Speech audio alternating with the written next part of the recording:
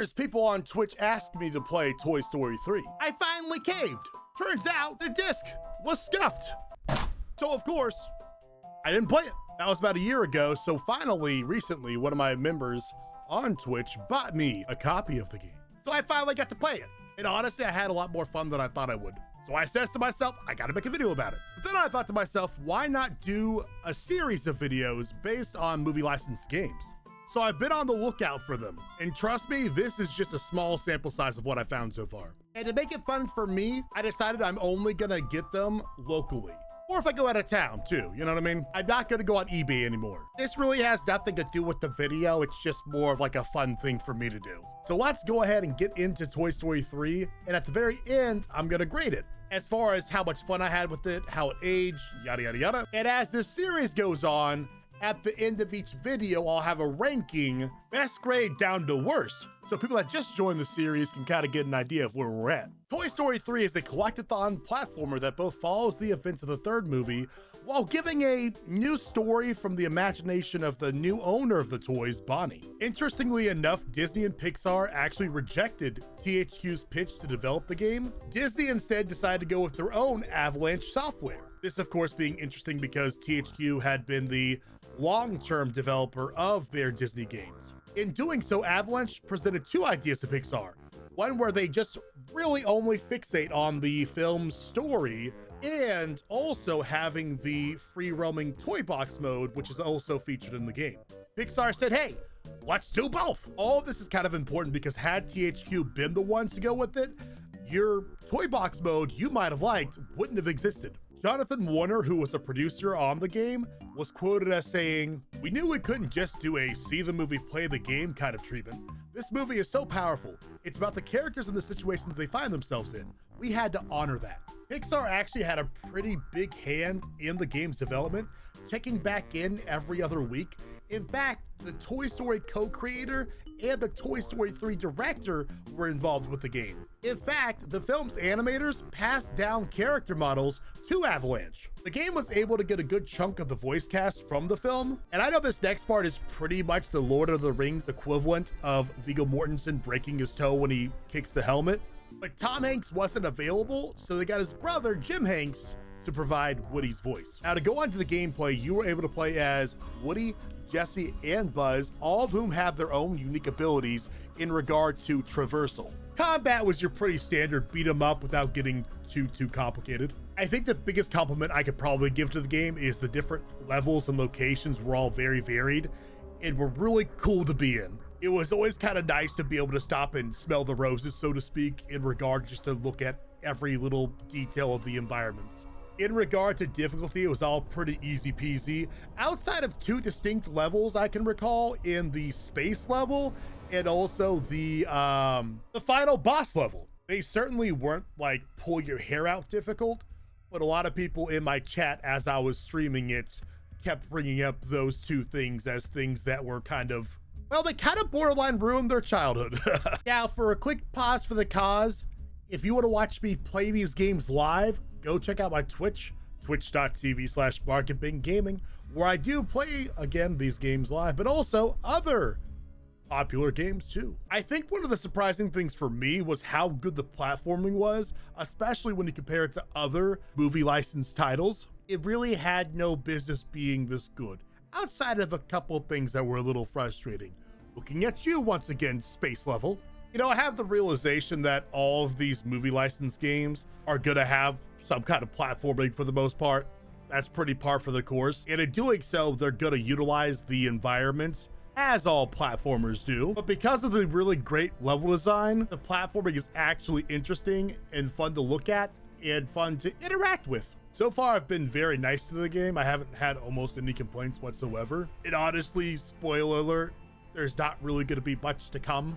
But I noticed, at least in my playthrough, playing single player, that as the story progressed, I really never utilized Jesse. And that was kind of a bummer because I would have really loved it to be just much more evenly used between the three characters. And yes, I know about the co-op, but the problem is I don't have any friends. Now, going back to the toy box mode, I will admit it, I really didn't play a lot of it on stream, and I barely played any more off stream. I don't think I'm really the target demographic for that, which is okay. In fact, it's perfect for me because I have 2 small children. One is 3, one is 1 years old. And as they start to progress into their first video games, this is kind of perfect. I feel like certainly the story mode is probably a bit much, especially if my big brain struggled at a couple parts, which from what I did play, I could definitely see how beefy of a game mode it is. I mean, if you look on howlongtobeat.com, it takes the game as far as the main story from 4.5 hours all the way to 16.5 hours for a completionist. Now, I wanted to go back to our boy Jonathan Warner, who again was the senior producer on the game for Avalanche, because when he was describing the toy box mode, Warner said the development team wanted to take that experience where kids combine different sets of toys from their toy box, but it totally makes sense to them. It all flows out of their imagination. Warner further explained that the toy box mode begins in a typical Western town setting, but soon you're able to start bringing in toys that make no sense to the Western setting and context, like a haunted house toy. And these things change the way the town looks, the sort of enemies and toys it brings to the environment, pushing things in a completely different direction. The toy box mode went through approximately 10 different versions before Avalanche finalized it. Interestingly enough, the original game mode would have involved bandits invading the player's town. Warner then said the player then would have to keep performing tasks to make sure everything was still going. We thought it would be a fun and interesting idea, but then it ended up being more like hard work. The game ended up getting at release really good reviews. On Metacritic, on average, it was about 76 for all the different console versions, mind you. I can't overstate how good this is for a movie licensed game. Like on a movie licensed game scale, this is, pause that thought.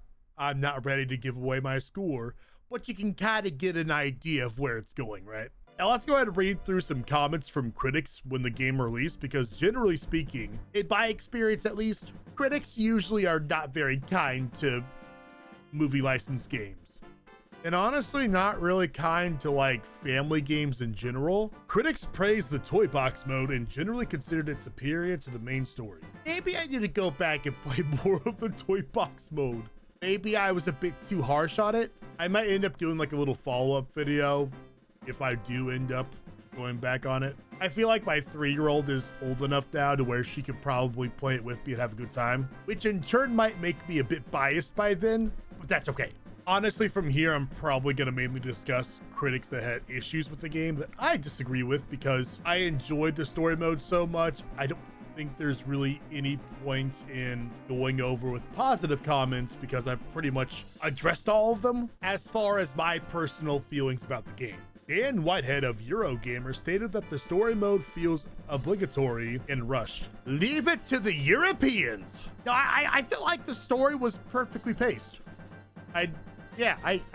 If anything, had it been longer, I felt like for me it might have overstayed its welcome. Megan Watt of Official Xbox Magazine criticized the platform gameplay and stated that the diverse and random levels leave the player feeling bored and confused, wondering what the heck he just played. I don't feel like Megan is fun at parties. Now, before I go into my final thoughts, I thought it was worth noting because I had a lot of people asking me while I streamed the game. The Xbox 360 version is backwards compatible with the Xbox One and of course the Series X. Yet oddly enough, if you want to play it on PlayStation via PlayStation Plus, it's the PlayStation Portable version. So please be mindful of that. So here we are, my final thoughts. I feel like this grade is partially incomplete, and as I stated, I'll probably come back in a future video to further explore the toy box mode. But for now, on a, I guess, movie license scale, I'm gonna give this a 9 out of 10. Just strictly based on the story mode itself. I think it aged very well. I should probably also say as the series goes along, that score could go up or down.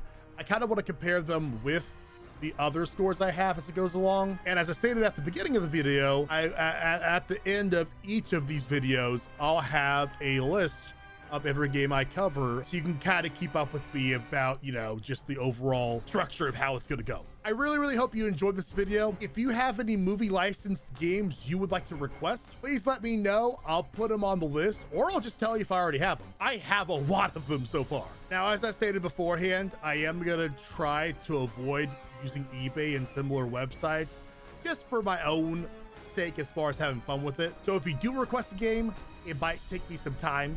And again, I do stream on Twitch, where I will be streaming all of these movie licensed games in preparation for these videos. So come join us sometime. We also play other games. I know right now, at the time of this recording, we're currently playing through Borderlands 2, which is my first playthrough, and we're having a lot of fun with it. If you're new, make sure to please subscribe. If you haven't liked the video already, leave a like and leave a comment. Hope to see you again in a future video. Bye now.